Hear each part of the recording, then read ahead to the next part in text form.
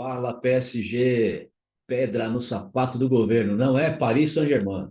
PSG, pedra no sapato do governo. Você sabia que existem alguns erros que a grande maioria das famílias cometem sem saber da gravidade que está acontecendo? São erros relacionados ao próprio patrimônio. Você sabia que o patrimônio, do jeito que ele está no seu CPF, as pessoas acham que a maior garantia é deixá-los nos próprios CPF.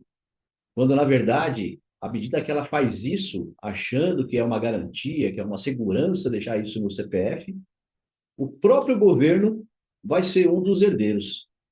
Ou seja, a grande maioria das famílias não sabe que o inventário pode levar até 40% de todo o patrimônio, incluindo o governo. No vídeo de hoje, eu vou te mostrar aqui quais são, pelo menos, três erros. O primeiro erro é justamente achar que o inventário vai resolver tudo, quando na verdade não vai resolver. O inventário ele só vai fazer o quê? A partilha dos bens, a partilha do patrimônio com os seus familiares. Só que o governo não faz parte dessa família. E você sabia que o governo vai levar uma boa parte desse seu patrimônio? Não só o governo, mas o governo vai levar com o imposto sobre herança. Se você fizer as custas de um processo de inventário, se você fizer no cartório, tem custas para registrar a ata notarial, fazer o formulário de partilha, vai ter que tirar as certidões, vai ter os custos com o próprio cartório de registro de imóveis para transferir a propriedade dos imóveis, vai ter custos com o advogado. Se for fazer pela via judicial, também tem os custos do Poder Judiciário. O segundo erro que muita gente comete é achar que fazer a doação com reserva de usufruto está resolvido a partir desses bens aí com os seus sucessores, seus herdeiros. Quando, na verdade, é mais um erro que a grande parte das famílias brasileiras cometem e que estão cometendo nesse exato momento, seja fazendo o inventário ou seja fazendo a doação. Na doação, mesmo que você faça com reserva de usufruto, a partir do momento que você fez a doação, você já não é mais proprietário. Se porventura aparecer uma oportunidade de você negociar aquela sua propriedade com uma empreendedora, uma incorporadora, uma construtora, você não é mais o proprietário. Você não decide mais sobre o destino daquele imóvel. Ou seja, você fez a doação para o seu filho, para a sua filha, e colocou lá uma reserva de usufruto, o seu filho, a sua filha, ele sim ou ela é o proprietário. E só ele ou ela pode vender esse imóvel. E se eles não concordarem com a venda desse imóvel, você perdeu uma boa oportunidade de negócio. Mas esse não é o grande problema, não. Tem um outro problema, que você acha que você fazendo a doação, você coloca lá uma cláusula de incomunicabilidade. Essa cláusula de incomunicabilidade, ela significa que esse imóvel que você está fazendo a doação para o seu filho, para a sua nora, ele não vai se comunicar com os bens do seu genro, né? Ou da sua nora. Só que tem um problema.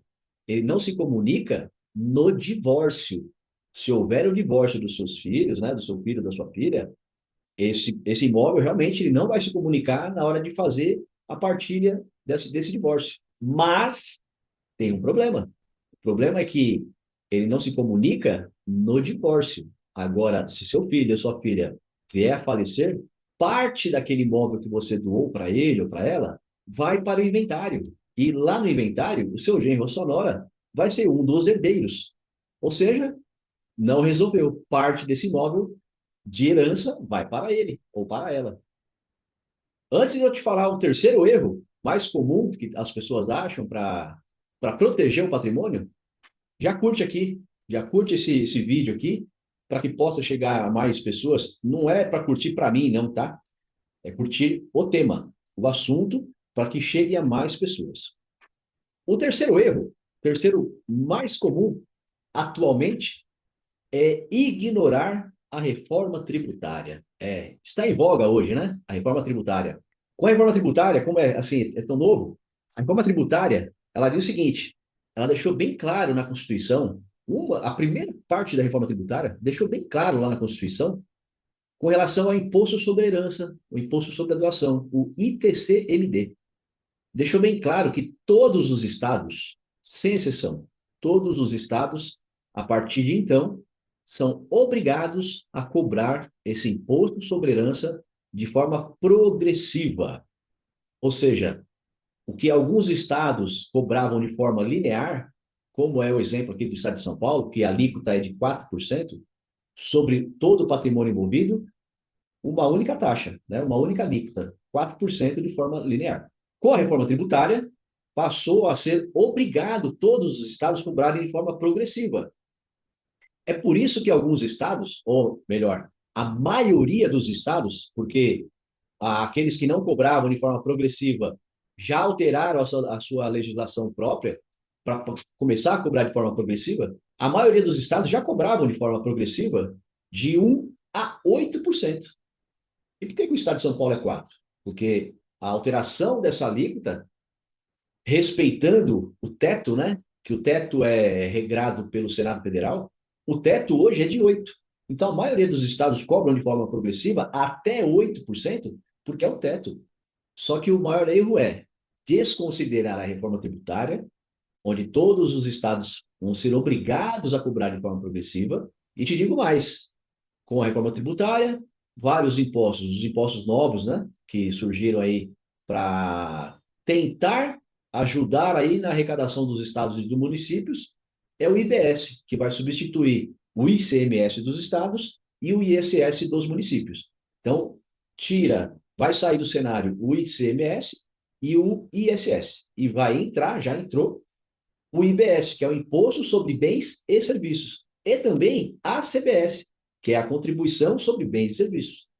Para fazer essa compensação dessa perda de arrecadação dos estados e dos municípios, já existe propostas de resolução lá no Senado Federal, da própria sociedade fazendária, vamos dizer assim, de todas as secretarias de Estado da Fazenda, para aumentar essa alíquota que hoje está fixada em 8%, para aumentar ela para 20%, aliás, para 16%, ou para 20%, ou para 21%.